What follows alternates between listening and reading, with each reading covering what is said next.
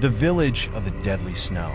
During Christmas that year, my friends and I decided to rent a small cabin in the mountains of Vermont to enjoy the peaceful atmosphere, far from the city's hustle and bustle. The house was deep in a forest, surrounded by snow-covered pine trees. Upon arrival, the owner gave us a chilling warning. Don't step outside after midnight, especially on Christmas Eve. We laughed it off, thinking it was just a typical spooky tale from a remote area. The first night passed uneventfully. However, the next morning, when we opened the door, we saw strange footprints in the snow leading from the forest to our porch. The unsettling part? There were no tracks leading back. The following evening, while we were playing cards, we suddenly heard heavy footsteps outside. Peering through the window, we spotted a tall, dark figure wearing a hood, standing motionless in the snow just a few steps from the house under the moonlight. Probably just a lost traveler, I said, trying to stay calm, though my heart was uneasy. One brave friend opened the door and shouted, "Who is there?" The figure remained silent, not moving an inch. Then, without warning, it turned slowly and walked back into the forest, leaving behind an eerie chill. On Christmas Eve, we sat by the fireplace, telling ghost stories to scare each other. At exactly midnight, the electricity suddenly went out. In the dark, the wind howled through the cracks of the cabin, sounding like haunting whispers. Then came a knock at the door. No one dared to move. We sat frozen, our hearts pounding. The knocking continued, slow and persistent. Finally, one friend summoned enough courage to approach the door. When it was flung open, all we found was a small wooden box left on the porch. We brought the box inside. Opening it, we discovered a straw doll with a crudely drawn face made of charcoal, its mouth stretched into an unnervingly wide grin. Beneath the doll was a piece of paper with a chilling message. "You are not welcome here. Leave before dawn, or there will be more dolls in the box." Panicked, we hastily packed our belongings and drove off into the night. As the car sped down the snow-covered road, I glanced in the rearview mirror. In the dim light, I saw figures standing in a line at the edge of the forest, silently watching us leave. Since then, none of us have dared to return to Vermont, and every Christmas, I can't help but think of that deadly snowy village, where the joy of the season was overshadowed by an unexplainable, haunting darkness.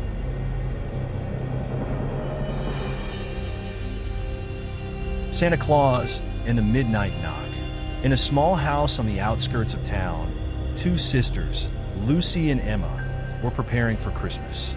Their mother had gone out in the evening, leaving the two of them alone in the cozy home.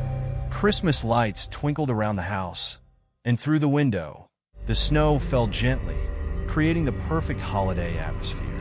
Everything seemed peaceful until the night fell.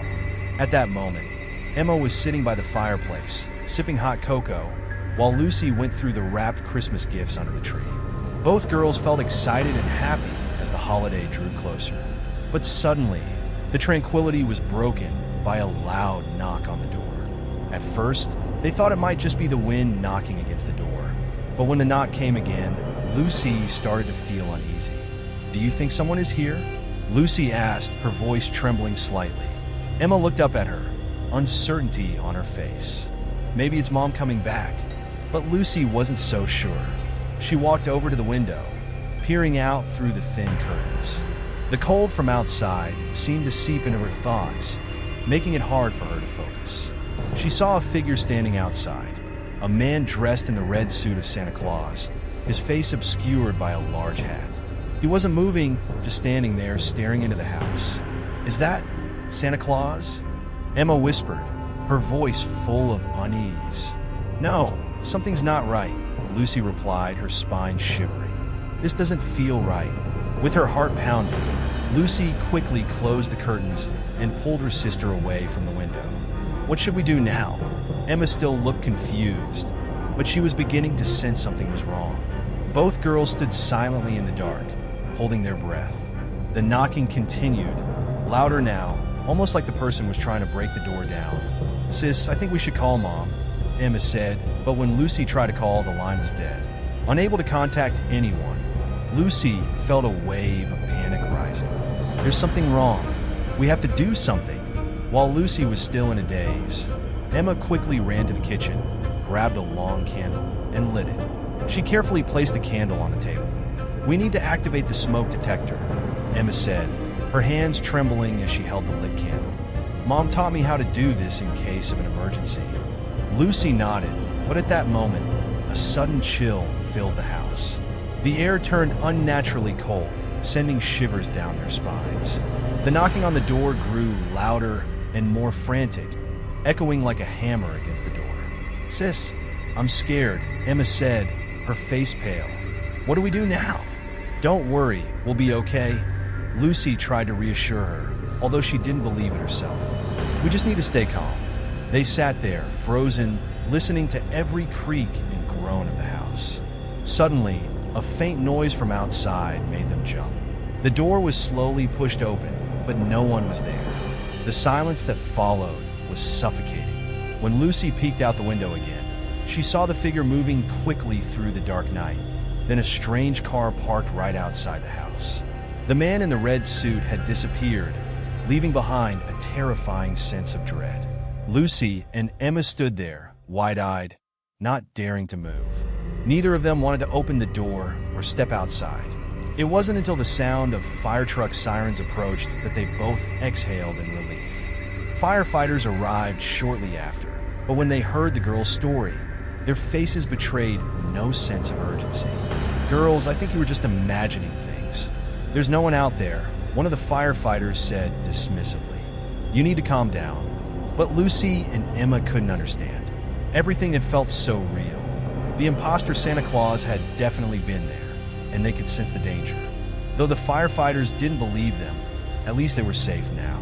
After the firefighters left, the two girls decided to lock the door and stay together until morning, too frightened to sleep. By sunrise, the world outside looked peaceful again. Snow covered the yard, but the chill still lingered in their hearts. Though their Christmas holiday had been ruined, at least they had survived the terror together. There was one thing Lucy and Emma would never forget. Christmas might bring magical moments, but it also hides unspeakable fears lurking in the shadows. Whispers of Christmas night. That Christmas night, the atmosphere in our small house was warm and filled with laughter. We all gathered together, preparing the Christmas dinner, while the children eagerly awaited their gifts. Meanwhile, the adults were busy decorating the tree and placing cookies out for Santa Claus. Everything seemed perfect for a peaceful holiday evening. However, something strange happened that made that Christmas night unforgettable. That night, after the dinner had ended, my family sat around the fireplace, telling stories and laughing. The cozy, happy atmosphere made me feel at peace, as though nothing could ruin the moment. But things began to change when a woman named Sydney appeared in our family. Sydney was a friend of my mother's. She was a beautiful, charismatic woman who brought a pleasant energy when she showed up. At first, the kids in the house loved her because she always brought small gifts and played with them. But I, being a sensitive child, felt like something was off. There was something about her that made me uneasy. Later that Christmas night, after everyone had gone to bed, I woke up and saw Sydney standing right at the door of my room. She just stood there, staring at me. I couldn't understand why she was there, and she didn't say a word. It felt like there was a ghost standing in front of me. I was frozen, unable to speak, my body chilled to the bone. The next morning, the atmosphere in our home had changed. We woke up to find that several items had gone missing. My father realized his wallet was missing money, and my mother's phone had disappeared as well. Everyone began to panic, but no one said anything about Sydney. Despite the growing sense of unease, everything seemed normal on the surface. On another night, while my family was playing a game in the living room, I heard strange noises coming from the basement. I decided to go check it out and found a shadowy figure standing in the darkness. My heart raced, and I quickly ran upstairs to scream for help. My family rushed down to the basement, but the figure was gone. The scene haunted me for the rest of the night. I couldn't understand why, but I had a feeling that the stranger wasn't a typical intruder. When things seemed to calm down, I decided to look into Sydney's activities. While everyone was resting, I sneaked into her room. When I entered, I saw her rummaging through my father's wallet and taking some of the pills he used to take every day. This shook me to my core because I knew these pills were valuable, and if misused, they could cause serious harm. I didn't dare tell anyone right away, but fear gripped me. Was Sydney a scammer, quietly taking advantage of my family? One night, as everyone had fallen asleep, I heard strange noises again. This time, the sound was faint footsteps from outside. I quickly peered out the window, and what I saw made my heart stop. A stranger was standing by the window, looking into the house. When I screamed, everyone woke up and rushed outside, but by the time they got there, no one was in sight. The footprints in the snow outside led to a nearby forest. The police came, but they couldn't find any trace of anyone or any signs of theft. Although we didn't lose anything, the sense of fear lingered. No one could sleep that night. Later, when night fell again, I had a strange dream. In the dream, I saw my family sitting in a different house, not ours.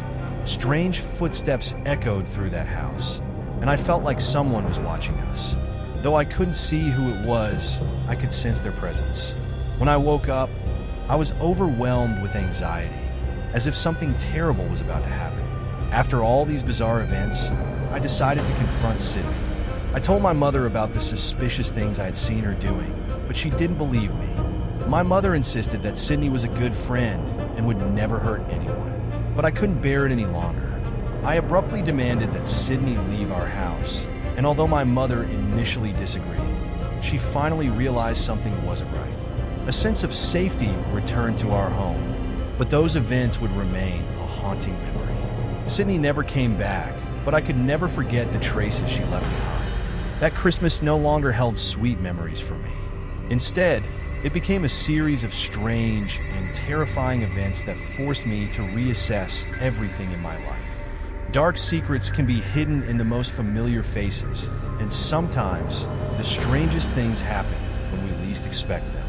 Those events still haunt me every Christmas, a reminder that in moments that seem peaceful, danger can come from the most unexpected places.